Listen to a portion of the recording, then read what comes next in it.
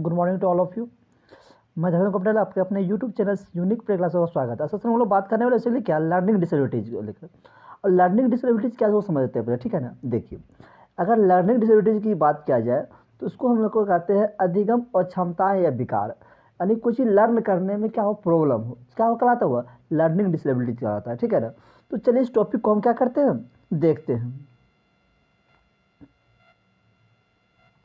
पहला इसमें आपका दिया हुआ डिसलेक्सिया, ठीक है ना। तो डिसलेक्सिया जो दिया हुआ है आपका यहाँ पे समझिएगा जरा। डिसलेक्सिया जो दिया हुआ है इसको समझना है, क्या समझना है यहाँ पर जरा ध्यान दीजिएगा। डिसलेक्सिया के अंदर क्या होता है कि बच्चे के अंदर क्या होता है कि रीडिंग प्रॉब्लम होता है।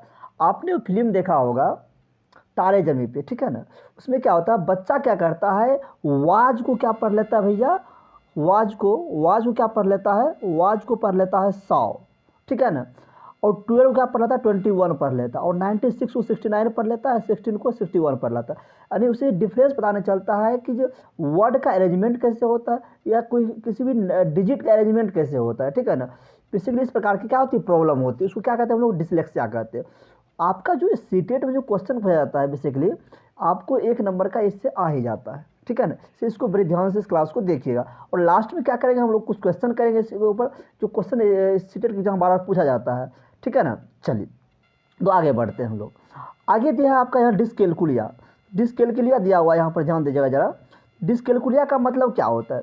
डिस्कैलकुलिया की अगर हम बात करें तो ये जो आपका जो भी डिस्कैलकुलिया जो होगा क्या करेगा कैलकुलेशन प्रॉब्लम होगा, यानी बच्चा क्या करेगा इसमें कैलकुलेशन उसका प्रॉब्लम होगा। यानी अगर 2+3 लिखा हुआ है तो 2+3 क्या होगा इसको कैलकुलेट करने में सोचेगा 2+3 क्या होगा, 2+3 क्या होगा, बार बार माइंड में ही सोचेगा, ठीक है ना। क्या करता है बार बार सोचता है, और उसको मतलब कर नहीं पाता है 2+3 क्या होगा, 5 होगा कि 6 होगा क्या होगा, ये चीज़ नहीं कर पाता है। यानी समझिएगा क्या कि जब भी कैलकुलिया का बात करेगा तो ध्यान रखना है कैलकुलेटर से, क्या रखना है कैलकुलेटर से। कैलकुलेटर मतलब क्या कैलकुलिया, समझ रहे बात को। चलिए आगे चलते हैं हम लोग। आगे देखिए, आगे अगर हम देखें तो ध्यान दीजिएगा। उसके बाद डिस्ग्राफिया। अब डिस्ग्राफिया क्या होता है, देखिए डिस्ग्राफिया की अगर हम बात करें, डिस्ग्राफिया की अगर हम बात करें समझिएगा। डिस्ग्राफिया देखिए, डिस्ग्राफिया की अगर हम बात करें तो डिस्ग्राफिया, ग्राफिया का मतलब क्या होता है लिखने संबंधित, राइट संबंधित। जब भी ग्राफिया का बात करेगा समझना राइट संबंधित, ठीक है ना। तो बच्चे के अंदर क्या होता है राइटिंग प्रॉब्लम होती है, क्या प्रॉब्लम होती है जी, राइटिंग की प्रॉब्लम होती है, ठीक है ना। तो राइटिंग की जो प्रॉब्लम होती है उसको हम कहते हैं डिस्ग्राफिया कहते हैं। देखिए यहाँ पे जो बच्चा लिखा है यहाँ पर देखिएगा तो इसके अक्षर को पता ही नहीं चल पाता क्या लिखा है नहीं लिखा है, ठीक है ना। तो इस प्रकार की जो प्रॉब्लम होती है उसको क्या कहते हैं हम लोग डिस्ग्राफिया कहते हैं, डिस्ग्राफिया कहते हैं, ठीक। चलिए आगे बढ़ते हैं।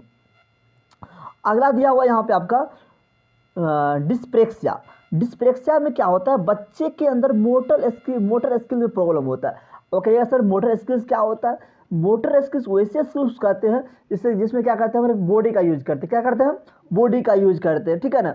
मसल्स का यूज करते हैं, जैसे हैंड का यूज करेंगे, उसके बाद लेग का यूज करेंगे, ठीक है। जैसे पेंसिल पकड़ने के लिए हम क्या करते हैं, इस तरह की जो प्रॉब्लम होता है डिस्प्रेक्सिया में बच्चे क्या करता है कि पेंसिल ठीक से नहीं पकड़ पाता है, अपने खिलौने के साथ ठीक से नहीं खेल पाता है, साथ ही साथ क्या करता है अपने जूता का जो फीता होता है ना उसको बांध नहीं पाता, टाई नहीं कर पाता ठीक से, ठीक है। इस प्रकार की जो प्रॉब्लमें होती है वो क्या कहलाता है आपका डिस्प्रेक्सिया कहलाता है, ठीक है। चलिए आगे बढ़ते हैं हम लोग। आगे दिया हुआ एफेजिया। एफेजिया क्या समझते हैं उसको, देखिए एफेजिया क्या होता है कि एफेजिया के अंतर्गत लैंग्वेज कंप्रीहेंस करने में उसको प्रॉब्लम होता है बच्चे को, ठीक है ना।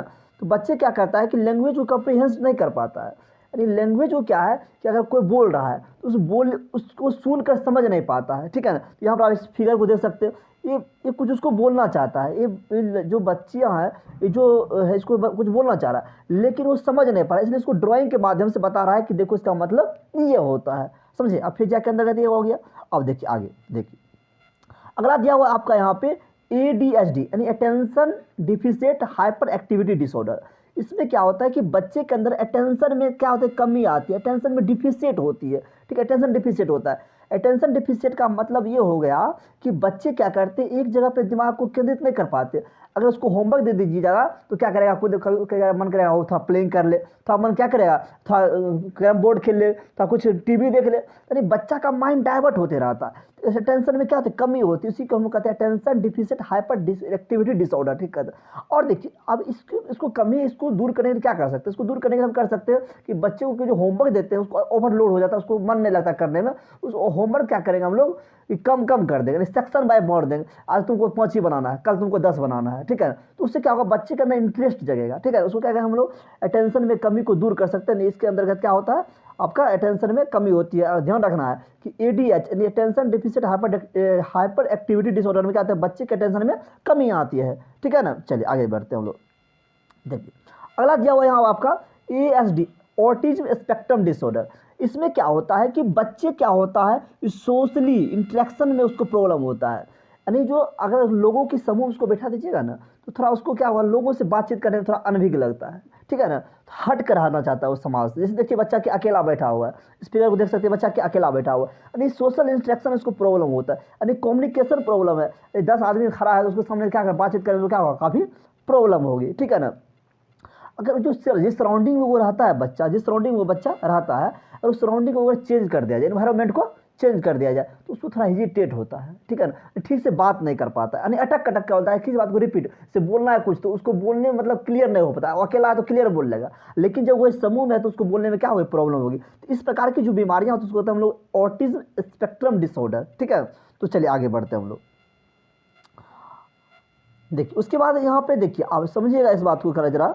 देखिए जितना भी अभी हम लोग क्या किए डिजीज देखिए, जितना भी हम लोग डिजीज देखे उस सभी के सभी डिजीज क्या है, जितना भी डिजीज अभी देखे हम लोग, जितना भी डिजीज सारा का सारा डिजीज देखे, इस सारा का सारा डिजीज जो आपका है इसमें पूर्ण रूप में सुधार नहीं होता है, मतलब पूर्ण रूप ठीक नहीं होता है। पूर्ण रूप ठीक करने का मतलब ये हो गया कि इसका पूरा इलाज नहीं है, इसमें क्या सुधार हो सकता है, ठीक है। ऐसे डिस्ग्राफिया हो गया, अब लिखने की प्रॉब्लम है तो बच्चे को ज़्यादा प्रैक्टिस कराया जाएगा तो उसकी राइटिंग में सुधार होगा, ठीक है। और जिस बच्चे को देखिए मान इसको है ASD ऑटिज्म स्पेक्ट्रम डिसऑर्डर है, तो ये बच्चे समाज से क्या कटा हुआ रहा था, लेकिन अगर धीरे धीरे धीरे धीरे इसको स्कूल के माहौल में ढाला जाएगा तो बताया जाएगा, धीरे धीरे क्या होगा, ये उस कंट्रोल में आ जाएगा।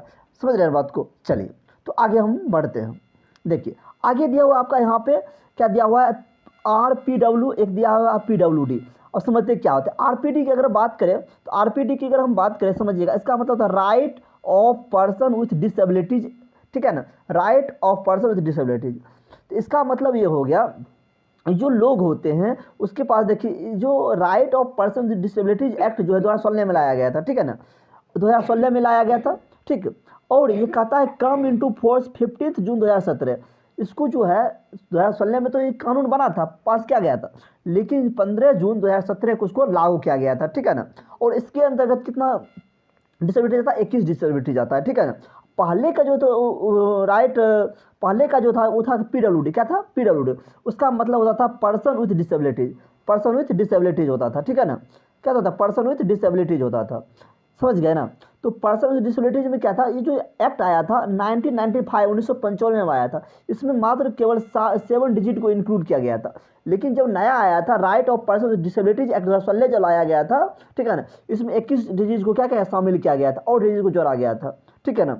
अब देखिए क्वेश्चन ये पूछा जाएगा आपको किस मिनिस्ट्री के अंतर्गत आता है, ये जो मिनिस्ट्री के अंतर्गत है under the ministry of social justice and empowerment, ठीक है, इसके अंतर्गत आता है। चलिए उसके बाद हम कुछ क्वेश्चन को यहाँ पे कर लेते हैं, ठीक है ना। देखिए अगला क्वेश्चन इसमें देखिए, क्वेश्चन दिया हुआ है संगीता क्या करती है, अक्सर शब्दों को उलट कर लिखती है और लिखते समय कुछ अक्षरों को छोड़ देती है, उसे लिखने में कठिनाइयाँ होती है, उसकी समस्या डैश संबंधित है। अब लिखने में जो समस्या होगा क्या होगा, डिस्ग्राफिया, क्या होगा जी, डिस्ग्राफिया होगा। देखिए डिस्ग्राफिया यहाँ पे दिया हुआ है, ठीक है। डिस्कैलकुलिया मतलब मुझे बताया कैलकुलेशन से प्रॉब्लम होगा, डिसबाधिता मतलब उसके आंख में कुछ प्रॉब्लम होगा, डिसलेक्सिया का मतलब जस्ट बताया है, ठीक है ना। तो बस क्या होगा, इसका डिस्ग्राफिया हो जाएगा। चलिए आगे बढ़ते हैं। अगला क्वेश्चन देखिए, अगला क्वेश्चन दिया हुआ है यहाँ पे, क्या ध्यान दीजिएगा जरा, दिया हुआ है language disorder can effect, language का जो डिसऑर्डर होता है वो क्या इफेक्ट करता है। तो जो इफेक्ट करेगा आपका स्पोकन लैंग्वेज का इफेक्ट करेगा और रिटन लैंग्वेज दोनों। यानी अगर आपको किसी प्रकार की लैंग्वेज डिसऑर्डर है, ठीक है ना, तो लैंग्वेज डिसऑर्डर में आपका स्पोकन भी गड़बड़ हो सकता है और रिटन भी गड़बड़ हो सकता है। इसका आंसर क्या हो जाएगा, बोथ ऑफ 1 और 2 हो जाएगा, ठीक है ना, समझ गया। अब देखिए कहिएगा कि हिंदी का भी देते हैं, कभी इंग्लिश में क्वेश्चन देते हैं। देखिए ये जो क्वेश्चन आपका पूछा जाता है ना, जो हम डिजीज पढ़ा रहे हैं, डिजीज क्या आपका हिंदी लैंग्वेज में भी आएगा और इंग्लिश में भी आएगा, ठीक है ना। तो इसीलिए हम दोनों चीज़ को लेकर यहाँ पर चले हैं, ठीक है। तो इसलिए इसको समझिएगा, हम हिंदी और इंग्लिश दोनों समझाए हैं यहाँ पे, ठीक है ना। तो इसको आप उसी पॉइंट ऑफ व्यू से देखना है ताकि दोनों को आप कवर कर सके एक साथ। चलिए आगे बढ़ते हैं।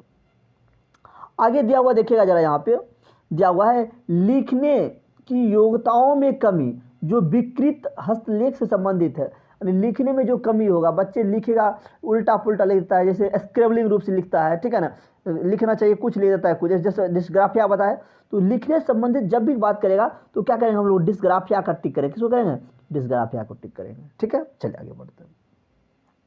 अगला देखिए, अगला दिया कहता है, यहाँ पे दिया हुआ है, a student of class 4 is having some problem in writing. Class 4 का स्टूडेंट है, उसको राइटिंग में कुछ प्रॉब्लम है, स्वाभाविक बात राइटिंग का प्रॉब्लम होगा, क्या होगा, डिस्ग्राफिया होगा, क्या होगा, डिस्ग्राफिया होगा, समझे। चलिए आगे बढ़ते हैं। तो इस वीडियो में इतना ही, मिलते हैं नेक्स्ट वीडियो में। Thanks for watching this video. जय हिंद, जय भारत। और अगर अभी तक आपने चैनल को सब्सक्राइब नहीं किया तो सब्सक्राइब कर ले और साइड में दिए हुए बेल आइकन को प्रेस कर ले, ताकि आपको इससे आने वाला नोटिफिकेशन मिलता रहेगा, ठीक है। आपको अगला किस टॉपिक का वीडियो चाहिएगा, ठीक है ना, कमेंट करके उसका कीजिएगा, कमेंट कीजिएगा, ठीक है ना। तो हम ट्राई करेंगे नेक्स्ट क्लास में उस प्रॉब्लम को सॉल्व कर देंगे, ठीक है ना। तो इस वीडियो में इतना, मिलते हैं नेक्स्ट वीडियो में। Thanks for watching the video. जय हिंद, जय भारत।